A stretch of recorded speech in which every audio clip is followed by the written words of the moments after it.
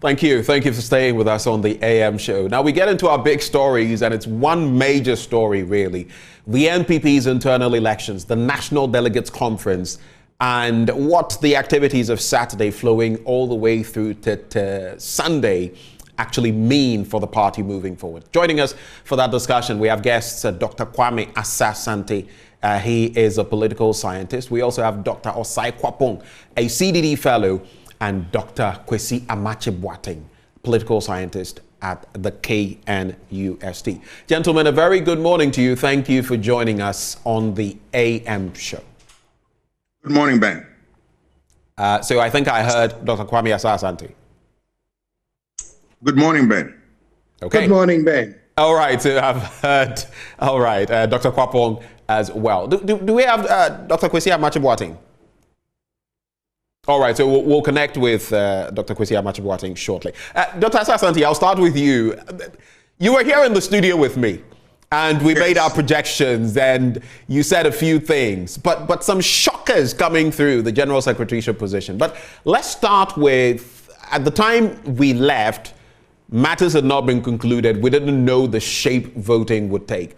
Looking now at what happened on the day, what would be your assessment of everything that happened on the day? I mean, a summary reflection.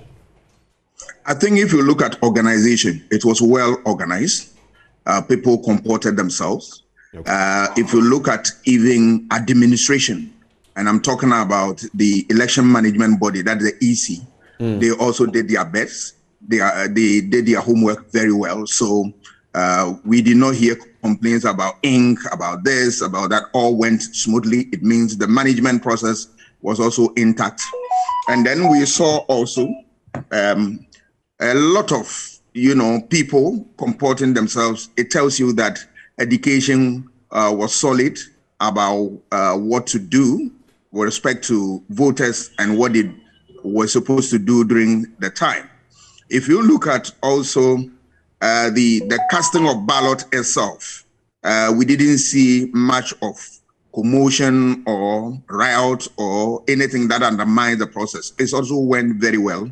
And above all, when you look at the third phase of the election, that is the declaration of the results and all that. After declaration, people took it in their strides, and then they congratulated each other, and then they move on. That's the spirit of democracy. When you go for elections and you lose, you have to accept defeat and move, and then move on, all right, and abide by the rules of the game, so to speak. So all in all, the election went very well. The surprises you are talking about, I am not surprised, and I'm not sure I also surprised either. Why am I saying that? Because in election, you can't stick your neck out, fully. You need to have a window of opportunity when matters get worse, you run through. But you and I were looking at the issues, particularly results from the US branch of the party, and they give us an indication of things we should expect.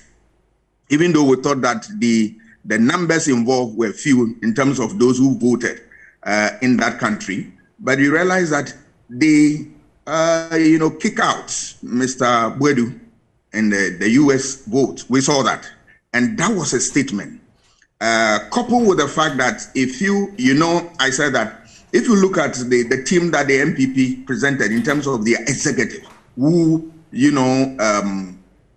pursue the agenda of the 2020, for me, their performance was not up to scratch, in the sense that we saw the figures in Parliament, and that was not a good reflection of executive who were poised to maintain power and, if for that matter, to break the eight. So my argument was that if the party continued to maintain the old order, then they are going to shoot themselves in the foot. And that there was the need to bring in fresh blood to inject some energy into the system. And that's exactly what they did. All right. The chairmanship position was open because Mr. Blay, which I said that I did not see much of his performance when he was the chairman, even though he was a fine gentleman. He knows the nook and cranny of every political field and all that. But as a chairman, I didn't see much. But you saw that when that position became vacant, I also told you that given the experience, the skill, and then the strategy of Mr. Ntim is likely to carry the day. And events put me right. He carried the day.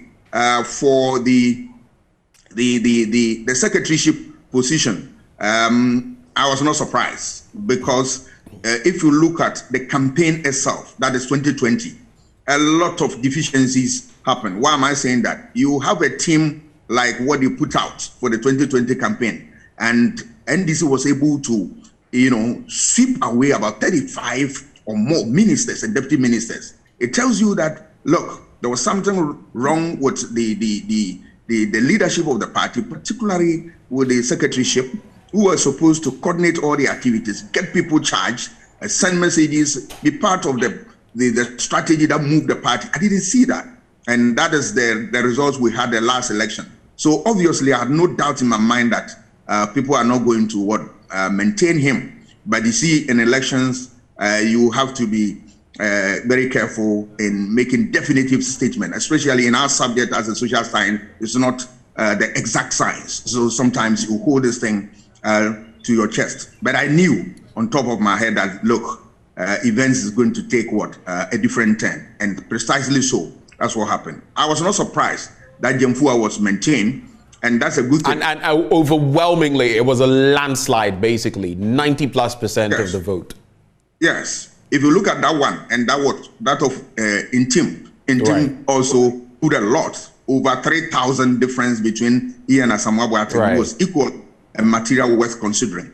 But if you look at all in all, you realize that the party was ready to battle the NPP 2024, in spite of the fact that, as I said, it's going to be a daunting task for them to break the 8. But it's early days yet. Let's see how things will pan out. But for me, the election went very well. It sends a signal that if we are able to educate electorate, the movers and shakers of democracy, and even those who manage electoral processes and electoral system, we are going to have such, a modicum of peace in our election. And that message is the message we need to drum into the ears of everybody, that democracy is a contest, but it's not a violent contest. And that there's no point building the state and then at the same time you want to destroy it only to build it. That is incongruous. Nobody believes in that type of theory. Let us believe that, look, let us contest, let us, develop our theories, let us manage our processes well. But at the end of the day, if the people feel that we are good to go, they will renew our mandate or give us mandate, so to speak. All right.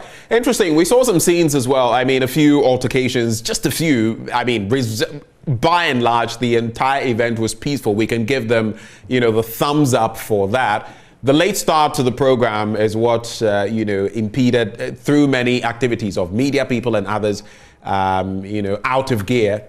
There was also a situation with regard to a specific female police officer, and I single it out because, interactions with media and her reactions not exactly the most palatable, and it wasn't just one media house. But we can shelve some of those. You were talking about the crop of leaders that the NPP had, and said if they had maintained them, it would have, put quite a blow in their agenda for breaking the 8.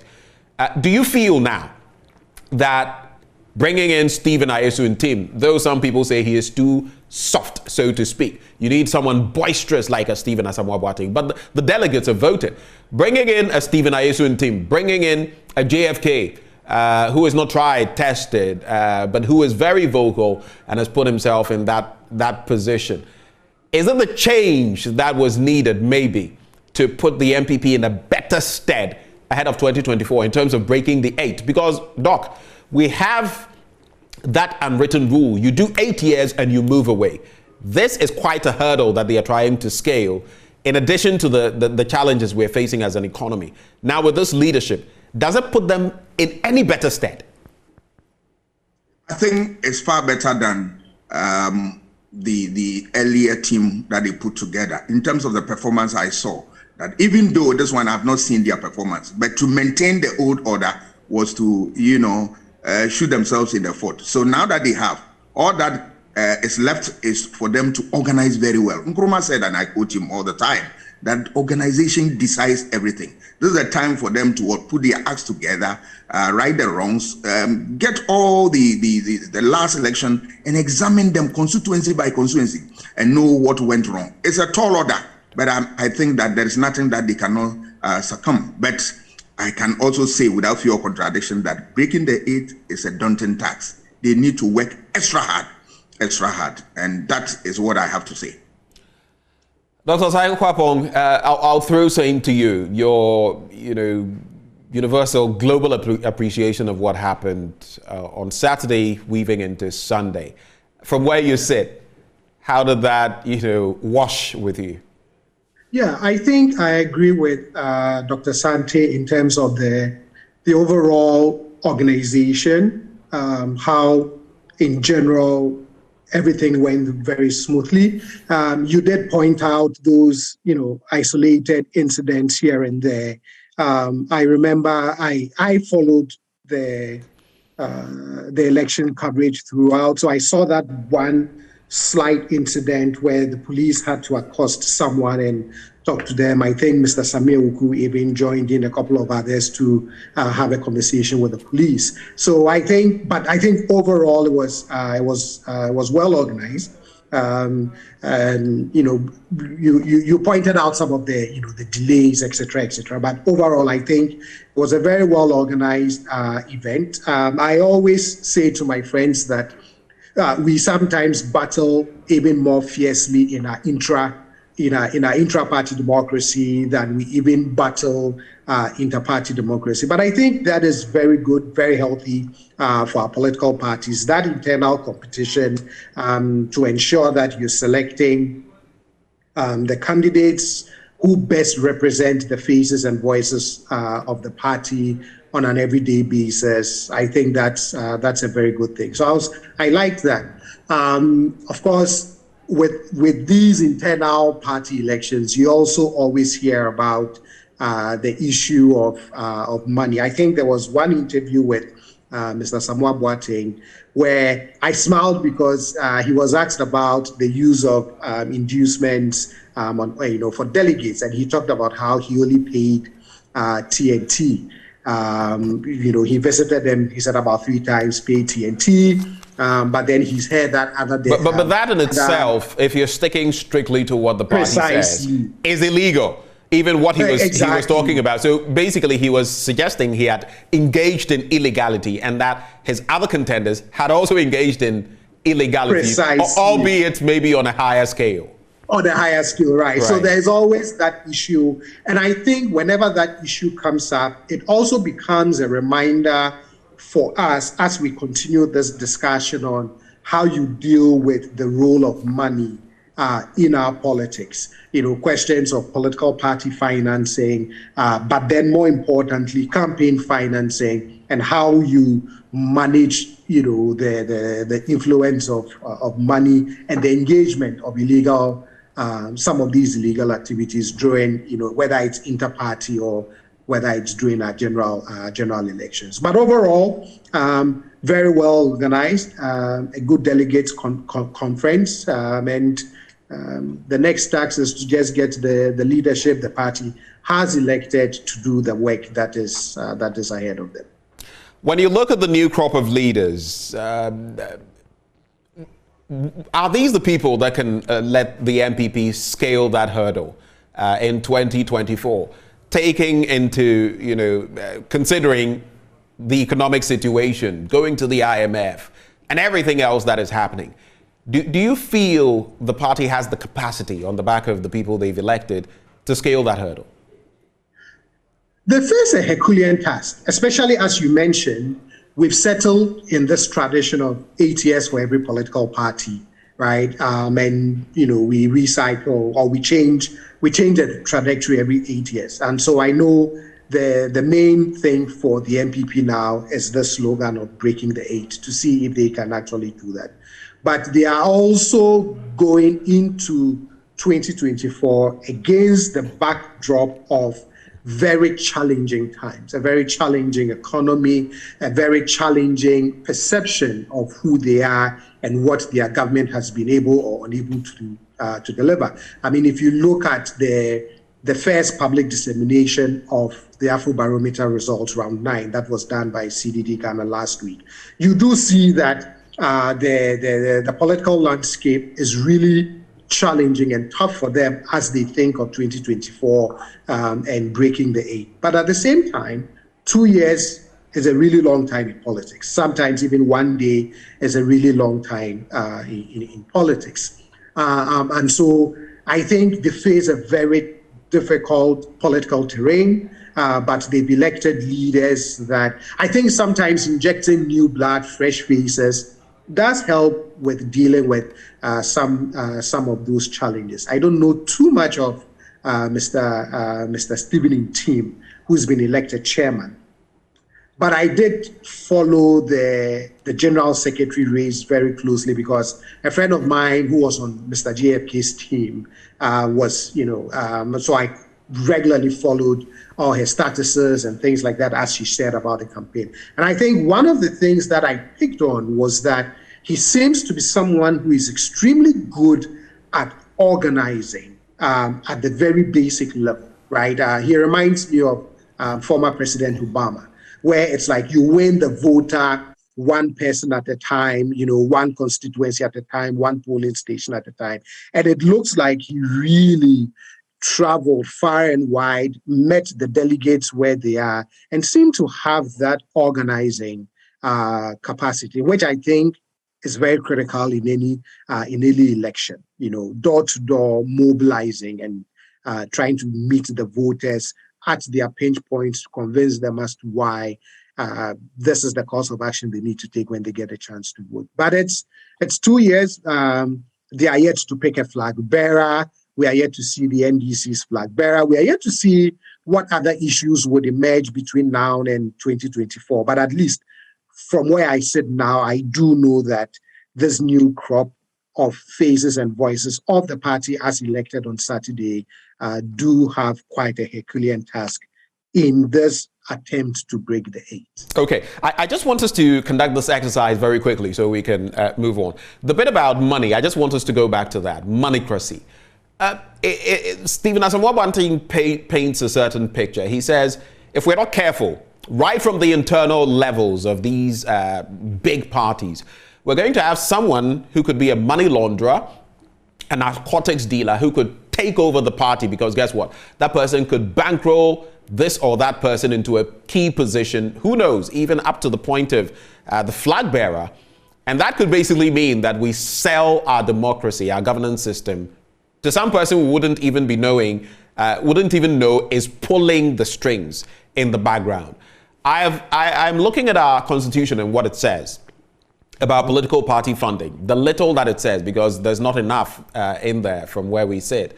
Then there are the other dimensions to take stock of. How can we bring an end to this? Is it widening the net of those who vote, aka the delegates, so that maybe it is all card-bearing members of a party? That would be difficult for you to bribe or something of the sort. What do we do from where you sit? Because the EIU has spoken about it, the Westminster Group, the CDD has had its own research on this.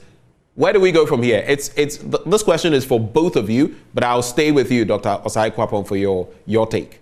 Yeah, so you're right. I mean, the role of money in politics, if unchecked, can always become a threat, right? We do hear all these stories about, people invest in elections and therefore when elections are over, they seek their payback.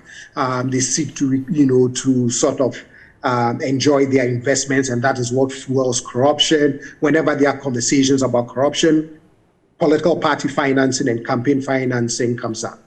So I think we can do two things. On the rules side, and there are very clear rules about who can or cannot donate to a political party.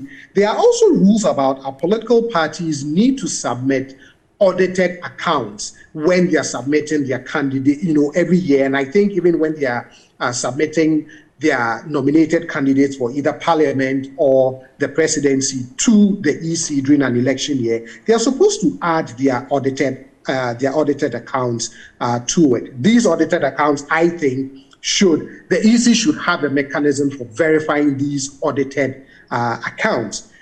I look forward to a day where a major political party refuses to abide by this rule, and an EC is strong enough to say you've been disqualified on the basis of that. Because at this point, I don't think anyone really takes very seriously that constitutional and legal requirement that you must transparently disclose who is financing the party by how much. But I think we need rules around limits, who can contribute, how much, things like that. And then the reporting of it has to be done in a very transparent way. I live in a country where I can literally go to the Federal Electoral Commission and see who is donating to which candidate, especially for major groups and major individuals. You can see how much a candidate is raising. So that's one. I also share I have a friend who years ago lost a party primary. And when he shared his experience with me, I said to myself, well, maybe I am ready to support open party primaries, right? So everybody who is a card-bearing member of the party gets to vote in a party election. So let's say if a party is having regional elections in that region, if you're a registered member of the party, you can vote. And I made the similar argument that you're making, which is it is much more difficult to buy an entire region, an entire constituency, all party voters, than it is to quote unquote influence and buy delegates with money. But I had a conversation with another friend yesterday on the same subject, and her counter argument or her point to me to think about though was that if you're going to have open primaries or these open type elections where card-carrying members can vote, you have to be very careful where you don't have cross-party individuals trying to influence the election, right? You need to have mechanisms in place where you're making sure that someone who is, everyone is really a party member. I mean, in the US, we sometimes run into that. There are states that have open primaries. You don't have to be a Democrat or a Republican to vote in a party's primary.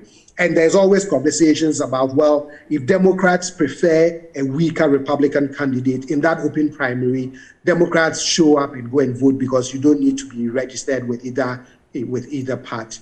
But I will support one tougher legal, a legal framework on how we raise and spend money during elections. I would support stronger enforcement of already existing legislation. I will support open primaries for these parties to make it structurally more difficult to influence the voter. And then if we can find a way to do this, I would actually support public financing of political parties. I know it does come up often, and sometimes when our parties are in power, they bark against the idea. Sometimes when they are in the opposition, they seem to like the idea. But I think if we can find a way to design a good public financing of political parties, I will support that as well.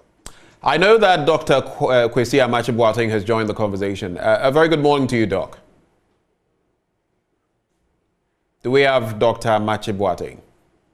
Yeah, I said good morning. Good morning, sir. Thank you so much for joining the conversation. I'll be coming to you shortly, but since we've started on this tangent, let me just go to quickly to Dr. Kwame Asah-Asante. Your quick take on that as well. I did mention that after Dr. Osai Kwapong, I would come to you on political party funding and where we're headed in terms of our democracy turned into a moneycracy. Yes, it is unfortunate that we are in that, arena, but partly must be blamed on the political elites of the various political parties. Why am I saying that? They have encouraged this. They know it's wrong, but because it serves their political interests, they are not ready to do something meaningful about that. When they are in government, there is a different tone or a different approach to the issue. Yes, they want to condemn when they are in opposition. They want to condemn the practice, but they themselves eventually get in power. They are not ready to do justice to that. So that takes us to a level that we need to sit down as a people, look at political party finance, as my colleague Dr. Osai has said. We need to look at it carefully and then see what works for us. The US and other countries have very beautiful experiences that we can also borrow from. Take for the US, for instance, there are thresholds that if you are an individual and you want to donate money to a party, that you cannot cross. Once you cross, you are going to jail. And if we are a group too, there is a limit to which you can pay in terms of your contribution. And above should we implement that here? And secondly, we don't even appear to have the mechanisms of checking these. Yes, but if we want to do it, we can find a way of doing it. We now have a national card and all that. These are things that can facilitate the process so that we can have the other bit of the US, which I love so much, is the reporting system, where those who fund political parties have their names published, where they work and all that, so that after you have supported a party financially, you go for a contract and then you are executing the project, then they can know that, yes, this is where you are coming from and all that. So the reporting system is something we have to look at. And also, it is true that when you have a bigger electoral college, it helps. But that one, yes, people always find means of going around it. We saw last election NPP primaries where people were, giving bicycles, a lot of resources and all that.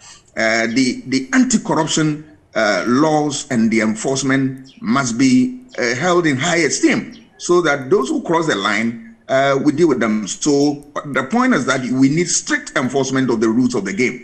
Once we are able to do that, but the difficulty we have here is that when you have a government whose some of their members, as they cross the line, then the government become incapable of dealing with them, dealing with their own, and that is the difficult aspect of it. But now that we have the OSP, we believe that some of these matters, the OSP should be bold enough to take them on and then handle. Yes, so the OSP must be sharp on these things so that when we are going for elections, we can look at it. But first and foremost, we need to sit as a body or as a people to see how we fund political parties. Right. Once we are able to do this, the last bit of it is that the continuous education about the need for voters to know that money will not change your fortunes when you are dealing with electoral campaign and electoral issues. It is the manifesto issues that they churn out that when you look at them, if they resonate with you and you think they are in tune with your dreams and aspirations, these are the things we go for, and that we expect in the nationals, the civil NCC to be up and doing with their game, so that this message will be drummed to the ears of everybody and it become part and parcel of it. Once we do that, I think we'll be making a headway. Other than that, and of course, before I end, the Electoral Commission also must be bold to implement the rule regarding audited accounts that are given to Electoral Commission by the political parties. Over the years, when you ask, the EC has a very simple answer that parties are growing and then they need time and all that. But you see, even if we can have two political parties existing in this country and they will go along with the rules of the game, why not? After all, democracy hinges on rule of law, and nobody should be above the rules. And once we shy away with the rules of the game, we are going to have such difficulties all the time. We'll come back, talk about it, and after election, we'll go to sleep. And only to come for the next election, this thing, then albatross around our necks. It's time that we work on this thing head on. Interesting points you make. Let me bring in Dr. Kwesi Amakye-Boateng. Thank you for joining the conversation. The NPP clearly is at the crossroads, and they accepted that in even the mantra, the theme for this conference, holding together, working together. If you look at the leaders they've elected at this past conference, is this the antidote to breaking the 8, do you think?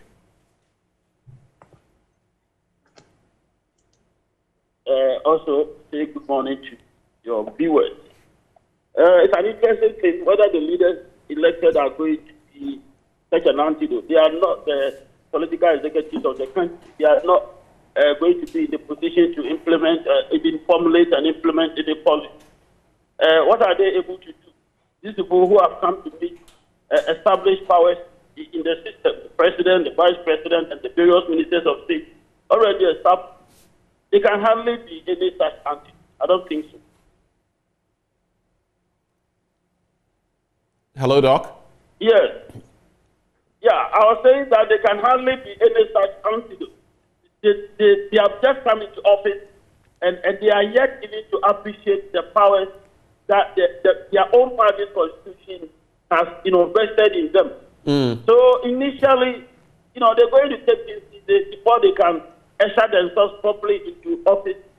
And I'm at a loss as to see how they will be able to even, if you like, influence major issues going on in government. I don't think they have what it takes to fill in the gap which has been created. Wow. So you say you don't think that they have what it takes to fill in the gap that has been created. And of course, we can also talk about their measured influence. After all, they are not the leadership of the country. They are the leadership of the party, but not of the country generally. We have an executive. But interesting here, because you talk about the fact that, they are now coming into office and we should maybe be measured in our expectations. Is that to say then that from where you sit, maybe the change of guard with someone like John Boadu falling for JFK, Justin Frimpong Kodua, is not going to bode well for the party? We know for the chairmanship position, it was anyone's game. But when you look at these two crucial positions, the chairman, Stephen Ntim, winning fifth time lucky, and then Justin Frimpong Kodua, these two are crucial elements. Are you saying that with those two positions, John Boadu, for example, would you feel he should have been retained for the party? And now that there's a change, what would it mean going forward? That's far from that. That's not what I'm suggesting. Actually, What I'm saying is that the politics in the party, the way they engage the executive, and if you like, the officers of the political executive, the politics is such that the party has not had significant influence. And if I should bring in this issue, the selection of Freddie Play as the party chair, I think it was intentional, so that the party's influence on the government will be virtually insignificant. And it has been so. If John Boadu had been a hard-working person, someone who could really affect issues in government, I think Kenyans would have appreciated that long ago. As things are today, I've not come by any study, measuring the legitimacy of the government today. But looking at society responses, you could see that, one can easily suggest that it's at a very low level, the legitimacy of the government. Did the party play any role? In a way, yes, by doing nothing or by, not being able to influence issues significantly. But the whole thing is that were they ready to influence anything? And they're part of the politics, that support the status quo. So there are two issues there. One, the readiness of the people in the party to, if you like, decide to address themselves to the public good and so become a check on the government. That is the first thing. And then two, even if they were ready, their preparedness to do so. So all these issues to me are such that irrespective of who got elected into the party's offices, we won't see real change. I think in society rather that can bring pressure to bear on the government, and also politicians have always been afraid of the next election. And these are to me major variables that are likely to affect government business going forward from now. Interesting points you make. Irrespective of who has been elected, we're not going to see major changes. But let's talk about whether this unites or disunites the party, whether this unites or splits the party even further, the new crop of executive. I'm tying that into what Kennedy Ohene Ejapong, a member of parliament for Asin Central, has been saying. You would note that ahead of the election, we had heard of thoughts that, all the regional ministers were in favor of John Boadu, the general secretary. Well, you can see from the election results that obviously things did not go his way, or the regional chairman of the party. And Kennedy Ohene Ejapong had cause to say this at the Accra Sports Stadium. I'm quoting him. Wontumi should cool down. He should cool down because he doesn't own this political party. Yes, because the way he was behaving and whipping all chairmen to raise their hands reluctantly, all of them have been embarrassed. If it were somewhere, all the chairmen would have resigned. I've learned my lesson that the disunity in the party stems from the fact that leaders in the party openly support so this time. I said to get unity in the party. That's a quote there. With those happenings, because it's obvious that the chairman of the Ashanti regional wing of the NPP was in support. At least we had seen them as bedfellows. He was there when John Boadu launched his campaign to be retained as general secretary. With all that has happened, does it further disunite the party or bring the party closer? This issue of this unity in the party to me revolves around the desire of some people in the party to capture their own party and have their own way, have their own officers manning various segments of the party structure. So it's not a very simple thing of expressing a preference for one candidate or the other during elections, and after the elections allowing them to exercise their best judgment as officers of the party. But it is a different thing, to the best of my understanding, a desire to capture and control the party. So the disunity is not going away today. Because this control thing is also closely, deeply related to the amassing of wealth, especially now that the party is in government. And this, if this is the interest of a group of people already holding key positions in the party, in government, they are not going to let these things go away. They are not going to let these things go away. You mentioned Kennedy Ejapong, a party of the stature of the NPP. And if indeed they appreciate the fact that Ashanti region gives them their, the larger group, then you want to believe that they will want a different chairman than Mahmoud. Definitely.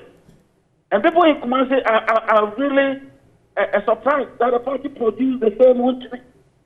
And people are openly, declaring that they are disappointed voting for the NPP. It came from Kumasi magazine. There's a chance, a video, making the rounds on social media. And so the interest has not gone away. The divisions in the party are going to deepen.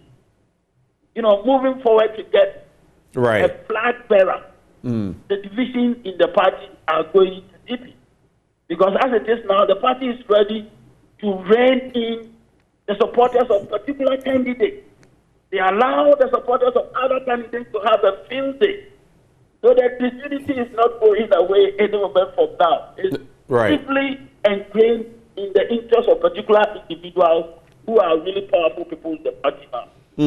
Dr. Kwapong, same question to you, both you and Dr. Asa Asante, very briefly on that one, because I want us to move on and also talk about some of the dynamics in terms of people like Titus Glover and the performance, yet not being able to scale the hurdle. So Dr. Kwapong, does this further these dynamics I just painted, Kennedy Ejapong and what he says and what we know, the regional chairman standing in and saying, yes, we are for John Boadu, maybe under the influence of Chairman Wontumi, but now things have not gone their way. What does this mean? Well, you tend to see that in elections, right? In fact, just to add, it just came to mind. We also saw, and he was seated just 2 rows behind the president, Gabi Ochredako. We all know how influential we hear he is within establishment. And he had also posted, before the election proper had started, that he envisaged certain people based on what they had said to win. And guess what? He went for John Boadu. Precisely.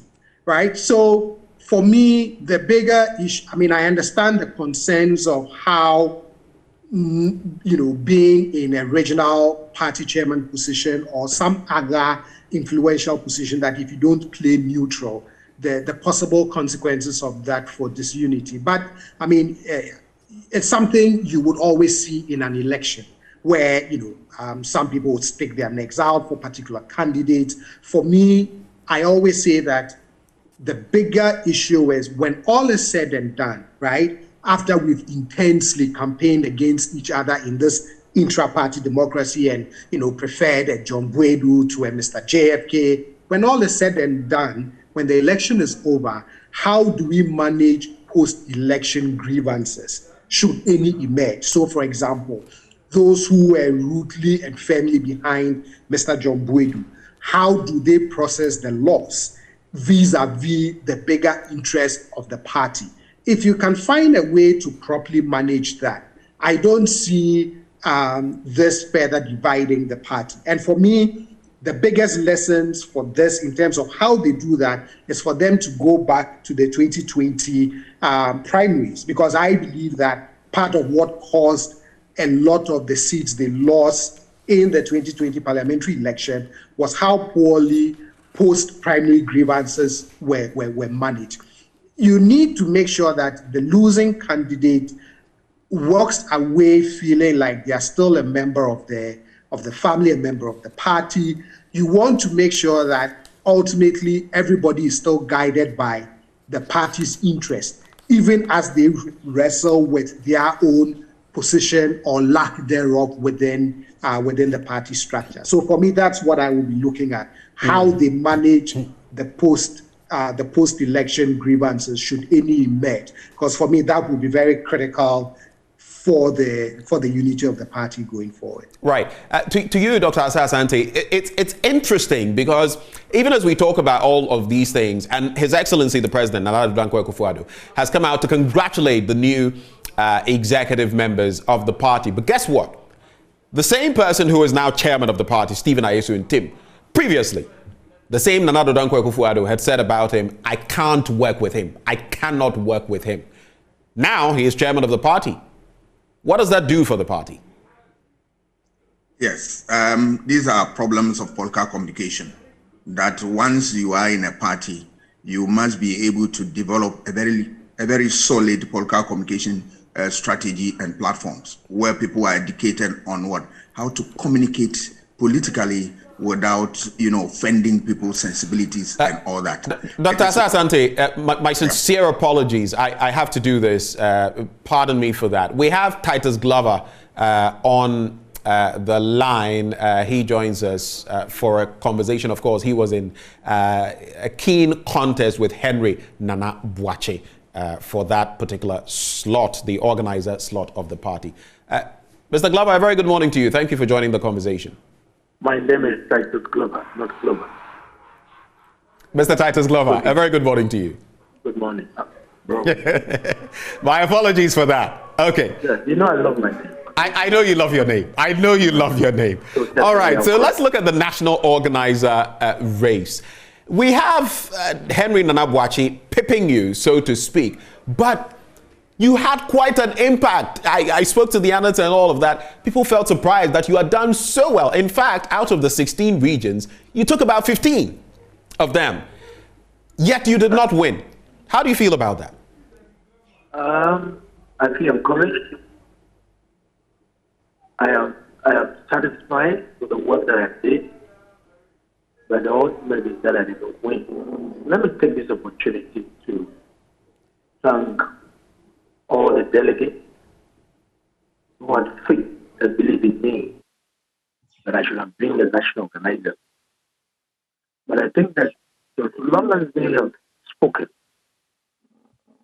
it is for all of us to rally behind the party, work so hard, with the aim, so that we can continue to govern this country. So for me, I was not making noise.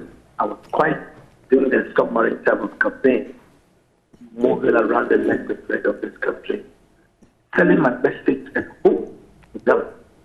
And they believe in me. So that was all the magic, my brother. That was all the magic. You lost by about some 600 votes, but the point to be made is that a lot of analysts said they didn't expect you to do so well. Yet you did. What was your secret?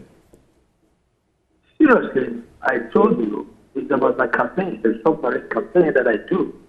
The message was so powerful, and the strategy I did bring on board for the 2024 elections as an organizer. That did the trick, and I think that these are some of the leaders that we look at for political parties.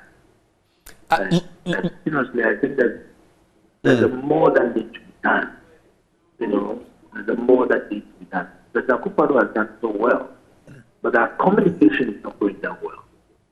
As I move around the countryside, a lot of things that the party rank and file are not even known. So while I'm doing my campaign, I put across some of the things that you have done to them, so that we have faith and believe in our party and our government. So we came to the hope to vote for me, but unfortunately, that was quite unfortunate. But I'm fine.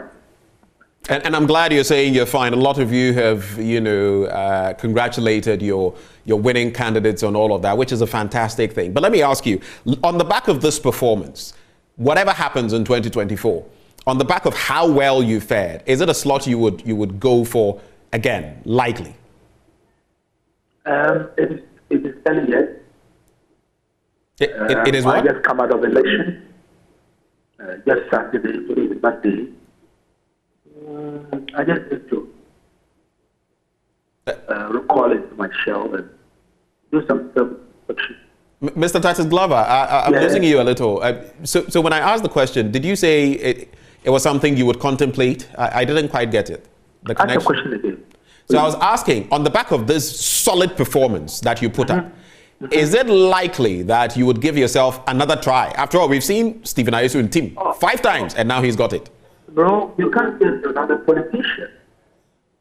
I'm a politician. The years ahead of us are not. So we'll be that time, pray, and pray for grace. So long as I'm alive, and any opportunity that comes my way, I'll discuss with my team and my family. And why not? I'll still go for gold. So long as I'm alive, I'll give it a try another time. Okay. You will try another time. Right. Two quick questions. So those that have been elected by the party, we're faced with difficult times. Are these the people that can break the 8, do you think? And secondly, looking at the fact that you won all these regions, but yet owing to maybe the vote of the Ashanti region, you could not get the nod for the national organizer slot. Do you think it is high time we had reform in our country, in the political parties themselves, and maybe at the national level? Because we've seen in this country where someone wins about 6 regions, 7 regions, 8 regions, the person doesn't become president. Someone wins 2 regions, becomes president. We saw that play out in your instance at the party level. What is your reaction to these two? First of all, is this the crop of leaders to help your party really break the 8? Can it be done? And secondly, this bit about electoral reform. This is the decision of delegates who have spoken. It is not different from general elections where electors are voted to determine who should lead the country, vis-a-vis who should lead our party. It means that there's something that needs to do that is not do well. And from your line of question, I've won several regions, and unfortunately I've missed Ashanti 1 or 2. It means that there should be something that you have done that I did not do. And it's a big lesson for me. So therefore, if we believe in universal adult suffrage, the simple majority that wins that determines the president or the leader of a party, we're good to go. They have won.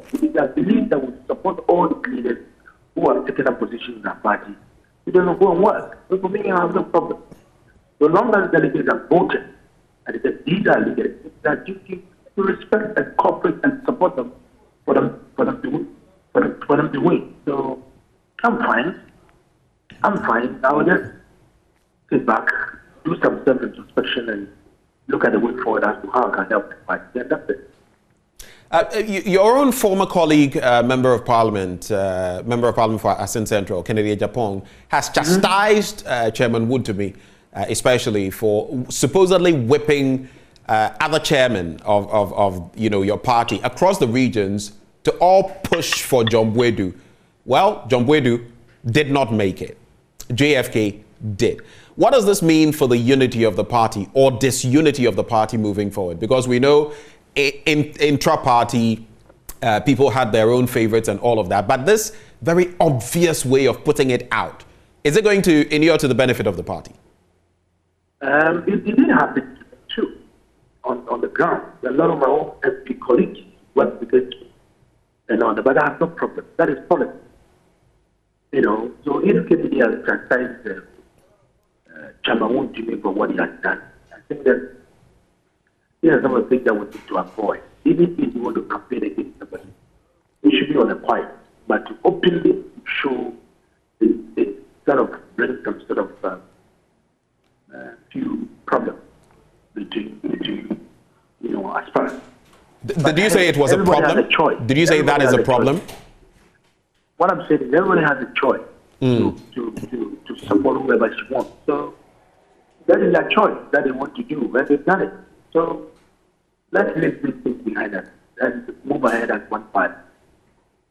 And work to receive power again. All right. Just to wrap with you. First off, what do you make of the two people who are going to be spearheading the arrowheads for the NPP as far as the party is concerned ahead of election 2024? Stephen Ntim, fifth time lucky, and Justin Frimpong-Kodua. What do you think of them in terms of their capacity? And secondly, what next for Titus Glover? What is the way forward for you? Akakpo, what I can say is that they have won.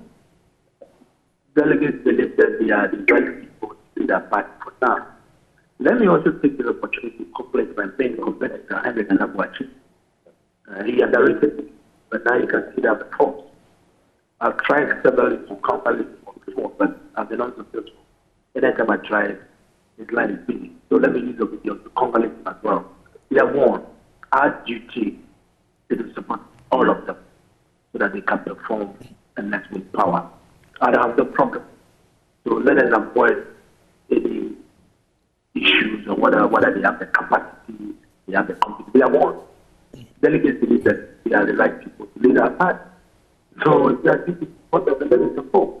If there are few weaknesses all over here and there, it's our duty to correct all those weaknesses and strengthen them, support them, and let them go and deliver.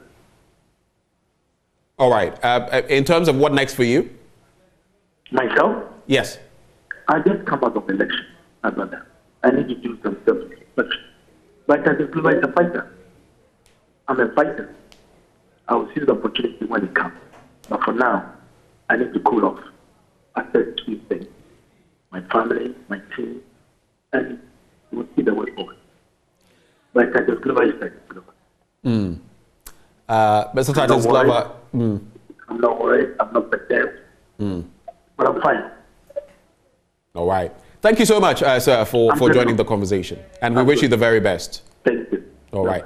And that is Daniel Titus Glover, former Member of Parliament for Tema East there. He says Titus Glover is a fighter. I will come back, but now I'm just going to cool off. And he also seized the opportunity. He said that he had tried reaching Henry Nanabuachi without success. So live on television, he was congratulating him and saying that these are the people that the delegates have voted for, and they will carry the party into 2024 anyway. Let me come to you now, Dr. Asa Asante. I had to interject because we didn't have Mr. Titus Glover for long. You were making a point about the unity or otherwise of the NPP. Yes. If you look at it, a number of issues come to mind. One, you can see that there's a breakdown of institution. What am I talking about? Rules, regulation regarding or regulating the conduct of people within the party have broken down. Why is it that we have rules within the party? When to campaign, what to do. All these things are prescribed, and people are doing things contrary to what we have. And you ask yourself, do we have a sanctioning regime? It appears to me that there is none. Even though there is, it tells you that enforcement is weak within it. And it boils down to the fact that all the political elite, or let me say some of them, they have, or those who matter within the party, have picked camps with some people within the party, and then it has become a free-for-all type of business within the party. It doesn't bode well for a party which want to organize itself and break the eight. I think they have to look at it and look at it again. We need also the Council of State to be up and doing and call them to order. Okay. We don't get that, and for me, it's a worrying situation. If this thing continues, I'm afraid it's going to deepen the crisis within the party. Okay. And that also does not work well when they are out there to campaign nationally for vote for their flag bearer. Let me bring in now, he's been gracious enough to join the conversation, Abdul Aziz Haruna Futa. He is the Nasara coordinator. He got the nod, eventually getting the nod from the US conference as well when they voted. Thank you for joining the conversation, sir. Thank you. Welcome. How do you feel? I feel very great and happy. You feel great and happy? Of course. Do you think your hard work has paid off? Of course. But the finally will be when we break the 2024 election. Is it your hard work? I mean, yes, definitely hard work. But what do you feel about monetary influence? It's been going on, and your own national chairmanship contender, Stephen Boateng Asabi, made mention of the fact that a lot of that was going on. Did you have to use any money anywhere to get your slot? No, I did not use money anywhere, and I didn't know anybody who used money to get the nod. Not even TNT, like Asabi says he gave out? All right, TNT, like 20 Ghana cedis for TNT, I don't think it should be a problem. So you gave TNT? That is when I went for my campaign in the various regions. Because I invite them from their villages to the capital. So by all means, I have to give a TNT, the maximum is 20 Ghana each. 20 Ghana? You're inviting people from up north and other places, and you're giving them TNT of 20 cedis? Not in Accra, because when I get to the north. Oh, right. That's what I'm saying. When I get to the north, I invite them from their various homes. And I have to see them all. Just like if I invite you, if your parents invite you to your village, and have a conversation with you. If you are going, at least there should be a token for you to buy an ice cream in the way to go back home.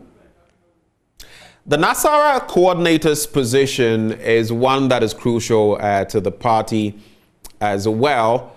And you have got the nod. What is the agenda for Abdulaziz Futa, having won this position? Thank you very much. My agenda is to break the 8 to win the election for the NPP. I've done a lot of jobs after the 2020 elections. I've learned a lot of lessons. I've seen where the loopholes come from. So myself and my team, we are working hard and discovered the Zongo polling stations. That is exactly where we are going to work with. And I believe that NDC cannot come to power without the Zongo votes. And Zongo has been a weakened side for NPP, and His Excellency, the President, has done a lot for the Zongo community through the Zongo and the Zongo Development Fund. So we are going to work on it and make sure that we'll increase our votes in the Zongo community for whoever that is going to lead the party in the future. Well, you talk about the party in the future, but having served in that position, what have you achieved? Right? Come again, please. So you talk about the party in the future, but I'm saying having served in that capacity already, what would you say you have achieved? I've achieved a lot. I've achieved a lot of votes for His Excellency Nana Addo Dankwa Akufo-Addo.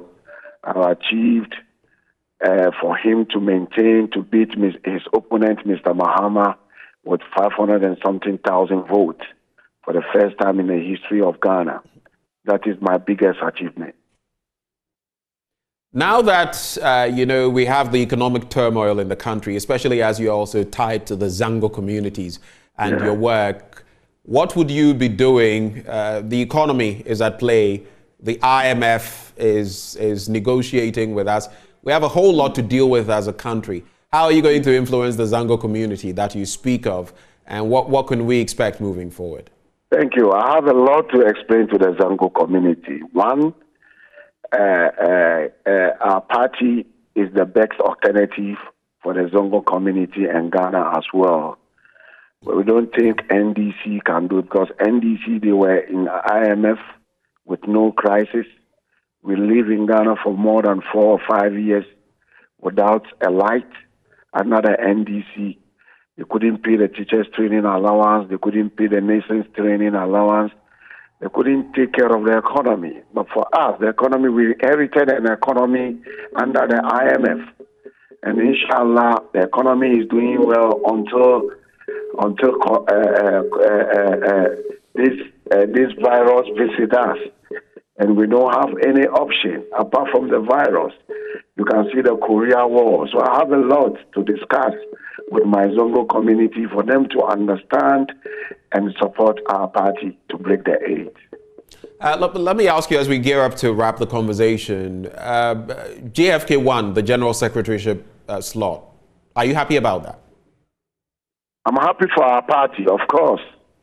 It's a former youth organizer in Ashanti region, a CEO of YEA, and now the General Secretary of our party, of course, because definitely he's going to be our boss and we are going to work together. Nobody has any interest. The interest is one. The interest is NPP, and for NPP to break the AIDS. What can we expect of you moving forward in just some 20 seconds? Yeah. First of all, I'm going to invite all my competitors, those that compete with me.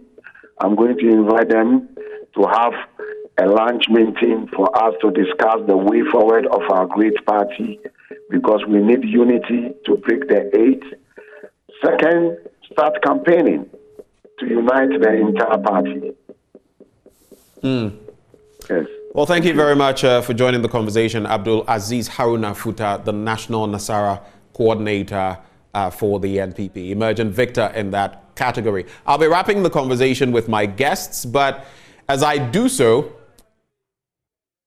as I address these issues with you, I would like us to start the wrap-up by looking at what Ken Ofori-Atta, Finance Minister, Minister for Finance and Economic Planning of the NPP, said when he was asked about resigning. He said he wouldn't, and he creates the analogy of a father abandoning a parent, saying that he is not going to resign. Under no circumstances will he resign. I'll start from there before we get into what our expectations can be of the new crop of executive members. Dr. Osai Kwapong, I'll give you the first bite. Well, he serves at the pleasure of the president. The president hasn't given any indication that he serves at the pleasure of the president, but the same president has circumvented what the finance minister was saying. We are a proud people and we will not go the way of the IMF. Obviously, on that tangent, there is a divergence. Mr. President says, you know what, I'm not going to stick to what you're saying. Let's go to the IMF. That's not what the finance minister was saying. So while he serves at the pleasure of the president, it is clear there is disagreement on that front. Right, but if you also put it in the broader context of our governance culture, resignations is something that appears to be very rare, right? I mean, in other jurisdictions, I can see, in other jurisdictions, I can see a finance minister tending in his or her resignation over some of these things, some of these policy issues, some of these turnarounds, some of these policy inconsistencies. But within the governance political culture of Ghana, I don't see that. I mean, unless it's something, quote unquote, very egregious, probably even illegal. that you may see that, or the appointing authority makes the bold move and says, thanks for your service, but I need to inject some new blood in there. So I'm not surprised that was his response, which was, I have no indication, or I have no intention to resign. And again, the president also, who is the appointing authority, hasn't given any indication that he's breaking with his finance minister. So that's, I guess, he's going to be around for another 2 years. Dr. Amachibwati? All right, let me bring in Dr. Asante then. Yes. Yes, I heard the finance minister talk about that. But what we must know is that we put people in position to come and perform. Mm-hmm. If you don't perform to expectation, we expect that honorably you can put down your seats and then take a new role somewhere. But if that is not the case, well, we move on, because you see, governance is nothing but what? A referendum of your work. And that the appointing authority must be aware of this, which I know that they are not oblivious of this. Once you continue to have poor performance, it undermines the fortunes of the party. So this one, nobody is going to advise them. If they think that the man is good to go, we don't have a problem. All that the people of this country want is that they must deliver the public goods. That's all. All right, let's consider these two issues as we wrap the conversation.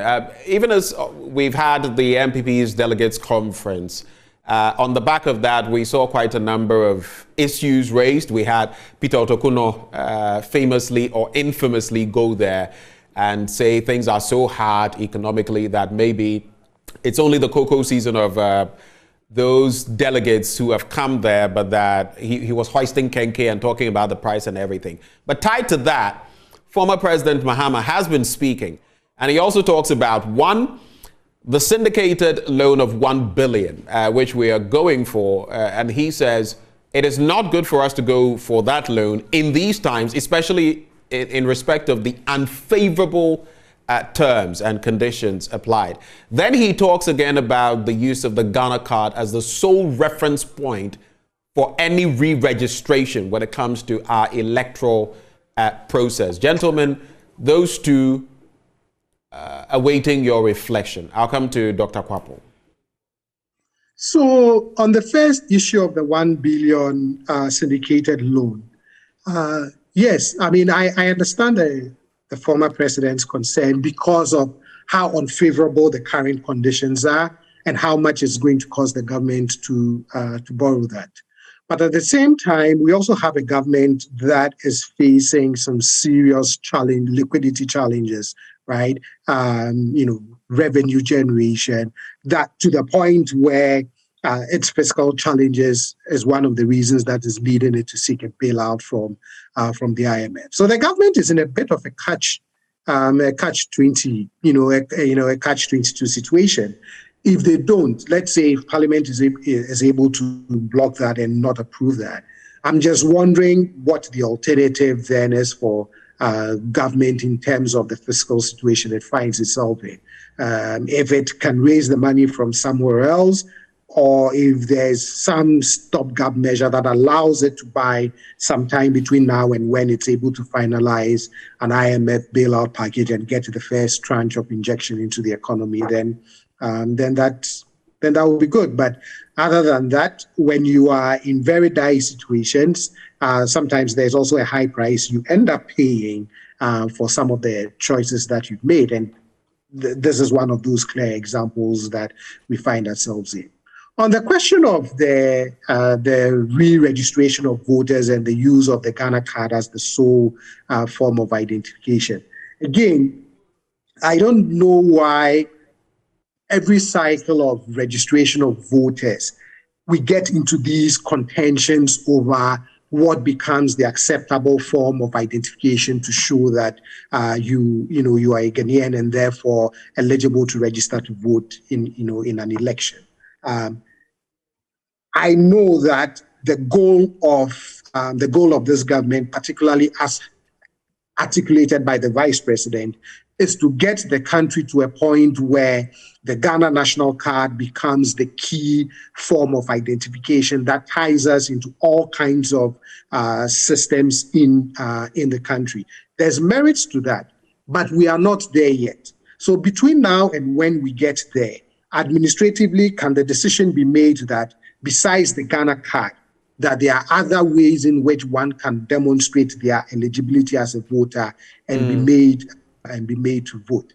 My concern is that once these things become contentious, then we bring in the courts. And I get worried that things that we can resolve administratively always end up becoming legal contestations that have to be resolved by the court. But for me, I know the goal of the Ghana card. We are not there yet. Between now and when we get there, I think that it should be acceptable that besides the Ghana card, we can have one or two other forms of identifications that the Electoral Commission can find acceptable. And these are things that you can find an amicable way of working it out with the political parties without generating what I consider to be sometimes unnecessary tensions and disagreements over some of these basic things that we have to do to get our electoral system in order as we prepare for an election. All right. Do hold right there for me. Before I bring in Dr. Asah-Asante on that same point, let me bring in Krobi Asante, with your permission, Dr. Asah-Asante. Krobi Asante is a spokesperson for Team JFK. Mr. Asante, a very good morning to you. Hello, Mr. Asante. Yeah, good morning to you, my brother. And I think congratulations are in order. Congratulations on your success. Oh, thank you so much. I also personally would like to extend our appreciation to you, friends in the media, for the kind of support you give us throughout the context. How sure were you of this success, and what made you so sure? Yeah, we're sure because when we started with our agenda, we presented our message of hope to the delegates. We visited almost every constituency, and we testified to the fact that our delegates actually bought into our message. And one thing was very clear. Almost every constituency we visited, all the constituency executives were speaking one language. They were speaking the same challenges. So, it became very obvious that, indeed, the party executives really were calling for change. And we were not only interested in highlighting the challenges, but our manifesto also presented to them measures that we put in place together or collectively when giving them note and addressing some of the challenges that they raised. And I'm sure that did them for us. There were allegations of, vote buying, Stephen Ntim, and all of that, peddling some of these. And then we also had the situation with the 291 TESCON members who were not allowed to vote. Yes, your candidate still emerged with about a 300-point gap. But some feel there were some underhand issues, machinations. What can you share with us? On the issue of people sharing money, I'm not sure so far I've come across any such allegations. People were giving TNT. That is contrary to what your party stipulates. I've not come across any such reportage regarding my candidate, so I wouldn't want to comment on that. So JFK did not give any TNT to anybody? I am saying that so far, as a spokesperson, I have not come across any such report indicting him as to whether he gives some money out or not. But that is not what is important at this point. You also mentioned that TESCON people were denying their voting rights. In fact, it was a major source of worry for all of us. It was the what? I missed that, unfortunately. You say it was what? Hello? Yes, I can hear you now. Yeah, I said that. Can you hear me now? I can hear you. I said that for TESCON people to be to be denying their voting right, it was some kind of worry for almost every aspirant because it came as a shock to us. You understand? Because all along we were with the view that every eligible voter will be given the opportunity to vote. Only for us to be informed that there was an injunction on the TESCON album, and for that matter, TESCON people were not voting. Trust me, if TESCOM people would have voted, we would have given them a bigger margin than what we witnessed on Saturday. Because you're suggesting that if TESCOM had voted, your candidate would have won with a bigger margin. The margin would have been different from the 300 votes margin that we got. Plus, we would have given them almost 500 votes difference. Because we're getting about 90% of the TESCOM votes, and we're so sure of that. So do you think this was someone trying to find a way of twisting the arm of TESCOM members by this late injunction? Because if you look at the entire situation, when the injunction came, the TESCOM members were already at the Accra Sports Stadium. Do you feel there was some move to deny them their vote? What happened with respect to the TESCOM situation was quite unfortunate, because you know the TESCOM branch happens to be the International Wings Party.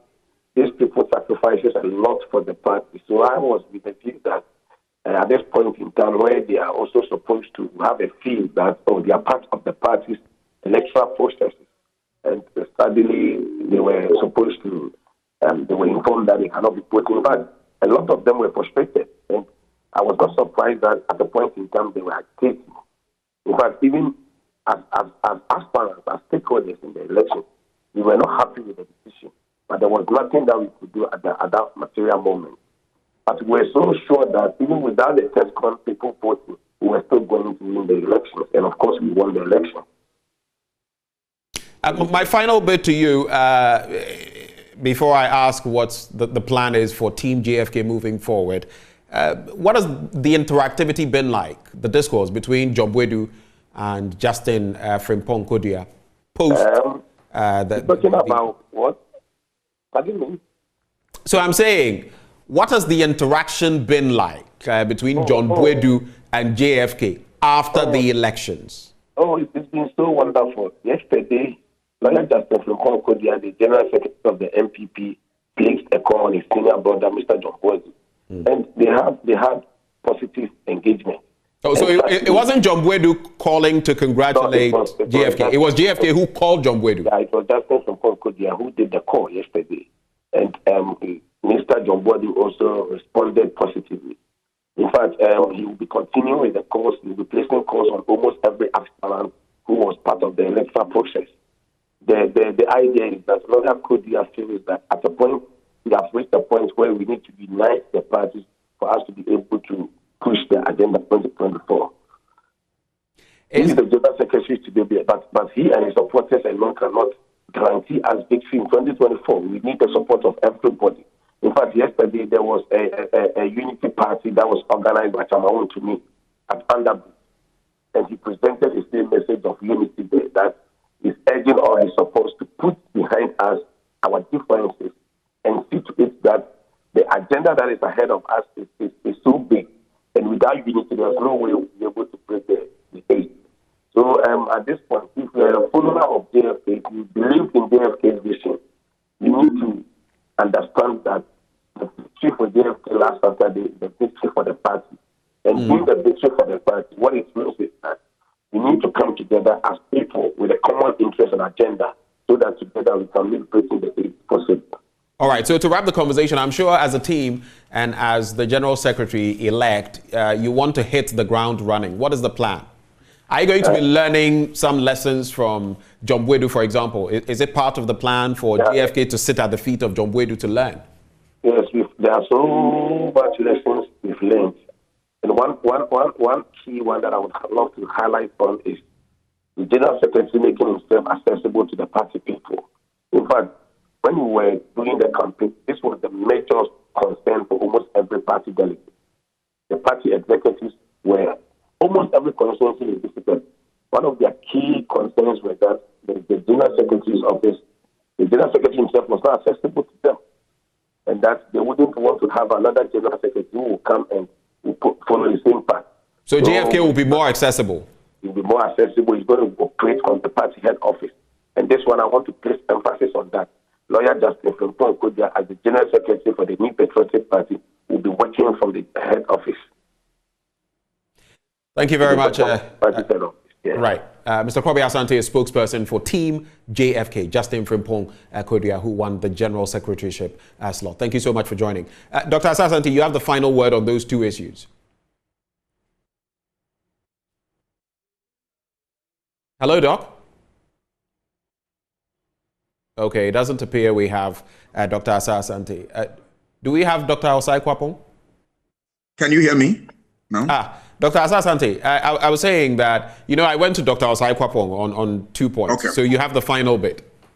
Yes, about the loan. It is true that we are in difficult times. There's no doubt about that. But what I urge the government to do is to reflect on this thing very well so that you don't compound already, difficult situation we have ourselves in terms of the loan that we have acquired over the years. It's becoming a difficult thing to manage. But I think when they're able to put their house in order, they'll be able to find a way out because they need resources to run the affairs of the state. We can't take that thing out.